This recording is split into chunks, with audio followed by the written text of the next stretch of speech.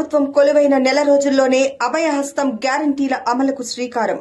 రాష్ట్ర ముఖ్యమంత్రి శ్రీ యనుమల రేవంత్ రెడ్డి గారు, ఉప ముఖ్యమంత్రి శ్రీ బట్టి విక్రమార్క మల్లు గారు మరియు రాష్ట్ర మంత్రివర్గం చేతుల మీదుగా ప్రజా పాలన ప్రోగ్రాం ప్రారంభం. డిసెంబర్ 28, 2023 నుండి జనవరి 6, 2024 వరకు ప్రజా పాలన దరఖాస్తుల స్వీకరణ.